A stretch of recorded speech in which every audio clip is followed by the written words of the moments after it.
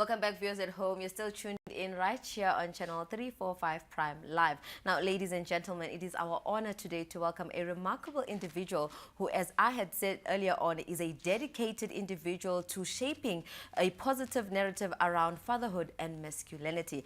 Now, Craig, a best-selling South African author, award-winning social entrepreneur, and an inspirational speaker, has emerged as a leading figure within the realm of parenting and the vital role that men play in the lives of their children as well as society. Now, as the founder of the non-profit organization Father a Nation, well, which is a fan, which is quite interesting. Craig is on a mission to restore and equip men to be great fathers, mentors, and role models. His impactful work has garnered recognition, including the prestigious GQ South African Humanitarian Man of the Year Award in 2019. Let me not continue, amusing you with these many, many accolades, but good evening and welcome to Prime Live. Thank you so much. Great to be here. Now, the fan, is that how I pronounce the fan? Yes, fan. Father a Nation. Yes. It's quite interesting. Can you tell us a bit about what founded, or rather, what inspired you to come up with such a beautiful initiative? Well, I mean, for many years I was a single father and just really saw the devastating impact of a lack of fathers. South Africa's an unfathered nation. The mothers are there, moms are there, grannies are there, but often the men are not. And then gender-based violence, it's an absolute scourge in our nation. We're known as the rape capital of the world. And there was just such a need to restore men. And my personal belief is, heal men, heal the world. We can heal and restore men to be good men. We can heal and restore society and by extension, the world. So that's what inspired it. I think you being here, it tends to debunk a whole lot of misconception. And because now if you go on social media, the likes of Twitter, a lot of people like making this fatherless nation being a black thing rather than actually it's a nation thing. What's your take on that? It's an international thing. The statistics coming out of the United States of America, there's an incredible correlation between every single social ill and a lack of present and engaged fathers. I mean, Denzel Washington has spoken out very clearly about this. Barack Obama spoke about this, about the fact that when fathers are absent, it has a huge impact on both boys and girls. So it's not a particular ethnic group, it's a global issue. And it's something we need to address very urgently. No, I think this is a very important conversation. I think men tend to shy away from these kind of conversations. Like you said, it's always the mothers that are leading, yes, but it's the men in our lives that need to be the leaders in these spaces, absolutely. Now, your incredible humanitarian work, like we said, has been recognized as the Humanitarian Man of the Year by GQ South Africa, which is an incredible accolade. We congratulate you on that. How has the recognition really assisted the work and initiatives that you have been part of, and how has it shaped your future, or rather the future of those initiatives? Well, it's always wonderful to be recognized, but it's always a bittersweet thing because, whenever you recognize, there are 1,000 people who should have been recognized. So, I mean, there's no one individual that's making a difference in South Africa. There's so many amazing men and women of all ethnic groups and backgrounds and religions that are making a huge difference. So, I mean, I always have a bittersweet relationship with awards. How do you say Miss South Africa when there's so many beautiful women? How do you say anything, But of course, it's an honor and a privilege, and whatever weight we can add to the movement and to the network. I mean, my firm goal is to create an army of good men, and to network men, and to inspire men, and to equip them.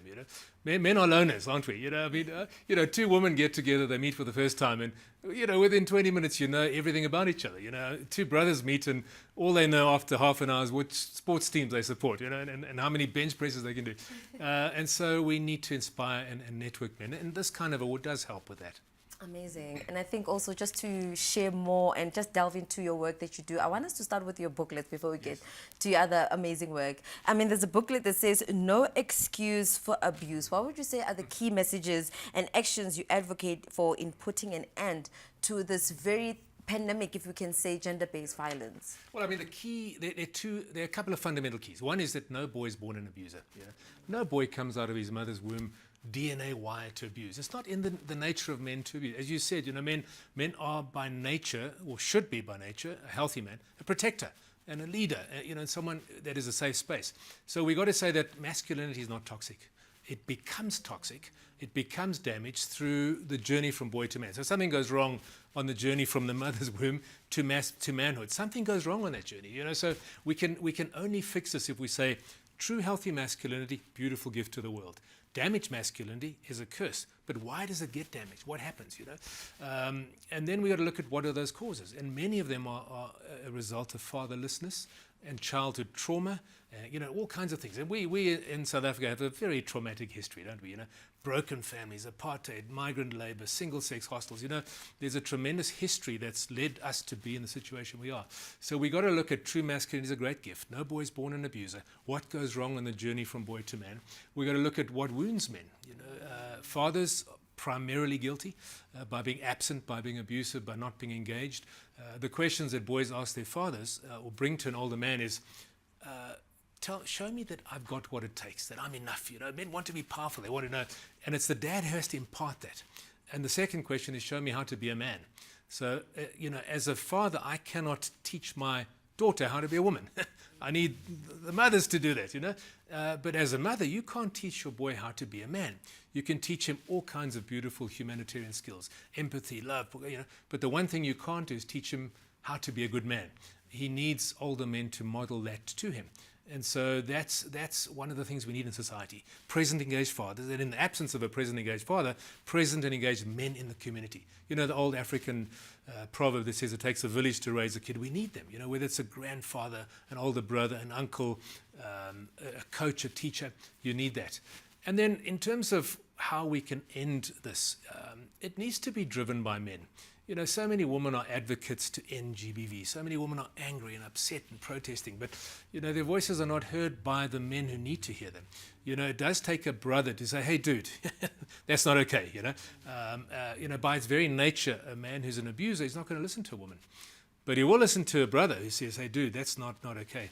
And so men need to lead the charge. And as men, I advocate 5 things. If I'm rambling too much, just interrupt. I advocate 5 things to do. Number 1 is to examine yourself. None of us arrive at adulthood completely whole, and that applies to men and women. But when a man is not whole, he often behaves in a more dangerous way. He drinks too much. He gets involved in all kinds of addictions. He becomes aggressive and violent. He tries to prove his masculinity. So we've got to look at ourselves and see where are my wounds? Where am I behaving in a way that's not conducive to health and harmony? Secondly, we need to examine our concepts of what it means to be a man. We grew up with so many lies about masculinity, And for me, there are 5 lies. Sex, power, money, big boys don't cry, and men are trash. So boys grow up, the more sexual partners I have, the more of a man I am, the more power, the more money. By the way, big boys don't cry, no matter how I'm feeling.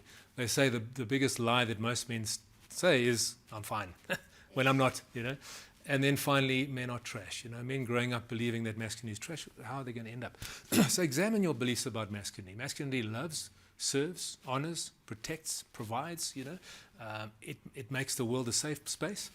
Number 3, examine your beliefs about women. If you grow up in a society where you say woman's place is there, my place as a man is there, I can never be led by a woman can never be the breadwinner. You've got a false notion about the value of women. Women and men are equally valuable co-creators of the world in the future. And men need to see that. As soon as you see women as less than, you're more likely to be abusive to that woman. You need to, number 4, be a great mentor, role model, father, because we're leading the next generation of men, and we need to model that way.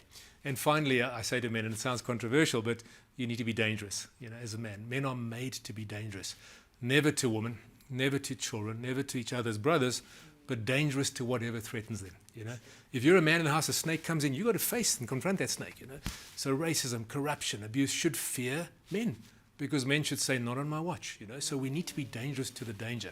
And if every man was dangerous to the danger, we wouldn't need a police force. We wouldn't need an army, because men would stand up against what's wrong. Anyway, so that's kind of what's contained in that small booklet. I love that you've absolutely kind of used your platform to debunk the toxic masculinity that does exist in our societies. And one thing that was very important is the big boys don't cry. If you teach a little boy that whatever trauma, whatever difficulty he's going through or experiencing in his life, you teach him to let it go and I'm a big boy, I'm not supposed to cry about it, I'm not supposed to be affected, you absolutely then create childhood trauma. And something that was also very powerful that you shared is having positive male role models for young men. We always focus on the girl child. What are we doing for the girl child? But what about the boy child? What are we doing to nurture them? What kind of role models are we sharing towards them, or what kind of message are we sharing towards them? We're kind of othering them in society now that we place so much of emphasis on the girl child. But now we also know that you are a very well-established author. Please tell us a bit more about your books. Well, I was very excited to write these books. As I said, I was a single dad for many years, and when my son turned 18, he wrote me a letter, and it remains to this day the greatest gift I've ever received. It was a letter that said, "Dear Dad, I just want to thank you for," and I never asked for this, "for being my best friend, my brother, but most importantly, my father." And he said, he wrote a long letter. It was a tearjerker. I mean, it took about 12 attempts to get through. And he went on to say, he said quite prophetically, he says, "I consider myself the most fathered human on earth." That's what my son said. Tears. and then he said, "You can bring this to the rest of the unfathered world." This is my 18-year-old son. So that inspired me to write this book. Because, as men, we don't easily ask for directions. Ladies, you do. The ego that we deal with. You talked about big boys don't cry. Men commit suicide 4 times more than women. And that's global, not just South African. And one of the reasons is we don't show vulnerability. And as fathers, we need to model that. So if a mother cries and the son observes that, and she's trying to model vulnerability, he'll say, "Okay, that's fine, Mom, you're a woman, But he needs his father to show tears, his father to model that it's okay to be vulnerable. So the first book is the 12 dad verbs, I call them. So being a father is a noun. You're a dad as soon as you have a kid, but more importantly, it's a verb. It's what you do. It takes a lot more than just impregnating a woman and having a child to make you a father. To be a father, it's a lifetime of actions and getting involved. And I talk about the 12 key actions that every man needs to take to be an excellent father. Then the It's a Dad is an easier read. It's for expectant fathers, because when I was expecting, my wife and I were expecting, there was this book for men, for expectant parents. 330 pages for women. You'd flip it over and that's for men, 18 pages. So there's not a whole lot of stuff out there for preparing dads for fatherhood. So that just talks about, the laugh about it is, it's a boy, it's a girl, it's a dad. What do I do? How do I pitch up as a father? And that's what that book's all about. Now, Craig, seeing how you speak about fatherhood, because there's this very famous saying that being a parent doesn't come with a manual. It's a thing of we live and we learn. Yes. Now, for you, what would you say were some of the moments that made you say, you know what, I need to be mindful, I need to be present, and I need to do right by my children, by my wife, and by the society in whole? Because I feel like raising your children and being present has shaped your life for the better. And I just want to understand how you got there. For many men who are watching and like, you know what, I would love to be a Craig into my society, into my family, but I'm struggling because, as you mentioned before, you know how when we have named man as trash, it's hard for them to even, incorporate themselves within society. How did you get that going for yourself? Well, if I may just tell a quick story. My daughter, she's now 27. When she was 2.5 years old, doctors told us that she'd need an operation in her heart. She had a small hole in one of the walls of her heart. Not life-threatening, but it needed to be fixed. And luckily, with modern technology, instead of open heart surgery, it's a catheter that goes into the vein and it pops up this device, and incredible. So it's a 2-hour operation, and she's out the next day. But when the day came for surgery, you can imagine my little girl was petrified, And I went to the the surgeon, and I said, "Please, can I just come into the theatre with her, to comfort her?" And he said, "Look, it's unusual, but yeah, we'll allow you." So I had to scrub up and put the mask and put the gown, and he allowed me to hold Blythe in my arms as she fell asleep with the gas. So she fell asleep in my arms. I handed it over to the surgeon, left the theatre. 2 hours later, I was there when she came around in the recovery room. And it was a great success. She was out the next day. 1 month later, we were at my house having a braai. I had a few guests, and I was standing in a circle outside with some friends, and Blythe was holding onto my leg next to me. And one of my friends looked at her and said, "Blythe, I believe you were in hospital recently." And she looked at him and she said, "Yes." She said, "My heart was broken."